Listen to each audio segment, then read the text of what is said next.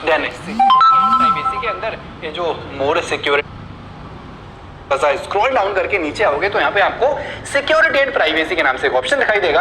इस पे क्लिक करके ये जो डिवाइस फाइंडर या फिर फाइंड माय डिवाइस करके एक ऑप्शन आएगा, इस पे क्लिक करने के बाद फाइंड हब के अंदर पहुंच के इसे कर देना है इनेबल। अब आप सिर्फ 1 सेकंड में अपने खोए हुए स्मार्टफोन की लोकेशन का पता लगा सकते हो। अब लोकेशन पता कैसे करनी है ये आपको भी आगे बताऊंगा, उससे पहले हम बात करते हैं दूसरी ट्रिक की। अब मान लीजिए आपका स्मार्टफोन चोरी हो गया, तो चोरी करने के बाद चोर सबसे पहले क्या करने की सोचेगा? स्मार्टफोन को स्विच ऑफ करने की सोचेगा, लेकिन इस ट्रिक की हेल्प से चोर आपके स्मार्टफोन को स्विच ऑफ नहीं कर पाएगा। तो इसके लिए आपको अपने स्मार्टफोन की सेटिंग्स में जाना है, देन सिक्योरिटी एंड प्राइवेसी के अंदर ये जो मोर सिक्योरिटी एंड प्राइवेसी का ऑप्शन दिख रहा है, इस पे क्लिक करने के बाद इस required password to power off को कर देना है ऑन। अब आपका स्मार्टफोन तभी स्विच ऑफ होगा जब पहले आप उसमें अपना पासवर्ड डालोगे, और चोर को पासवर्ड पता ही नहीं होगा तो स्विच ऑफ कहां से कर पाएगा? थर्ड, जब चोर आपके स्मार्टफोन को स्विच ऑफ नहीं कर पाएगा तो फिर उसे एयरप्लेन मोड पे लगाने की सोचेगा, लेकिन इस ट्रिक के बाद में चोर आपके स्मार्टफोन को एयरप्लेन मोड पे भी नहीं लगा पाएगा। तो उसके लिए फिर से आपको अपने स्मार्टफोन की सेटिंग्स में जाना है। सेटिंग्स में जाने के बाद में नोटिफिकेशन एंड स्टेटस बार का एक ऑप्शन दिखेगा,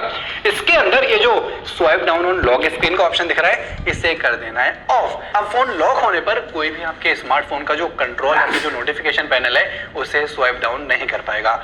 स्वाइप डाउन करने के लिए पहले पासवर्ड डालना पड़ेगा, जो चोर को नहीं पता होगा। एंड इतनी देर में तो आप अपने स्मार्टफोन की लोकेशन भी देख सकते हो। अच्छा, लोकेशन देखने के लिए आपको कोई स्मार्टफोन लेना है, गूगल पे जाके सर्च करना है फाइंड योर फोन। अब इसके अंदर जाके जो ईमेल आपने अपने खोए हुए स्मार्टफोन में डाल के रखा है या फिर जो उसमें साइन इन है, उस सेम ईमेल से यहाँ पे आपको लॉगिन कर लेना है। देन यहाँ पे आप 1 सेकंड में अपने स्मार्टफोन की लोकेशन का पता लगा सकते हो। तो ये थी 3 ट्रिक्स जो अभी आपको फॉलो करनी है। अभी आपको सेटिंग जितनी बताई है सब इनेबल कर लो, क्योंकि दुर्घटना कभी भी किसी के साथ हो सकती है। वैसे कौन सी वाली सेटिंग आपने ऑलरेडी इनेबल करके रखी है? फीडबैक बताओ। बाकी ऐसी यूजफुल एंड मस्त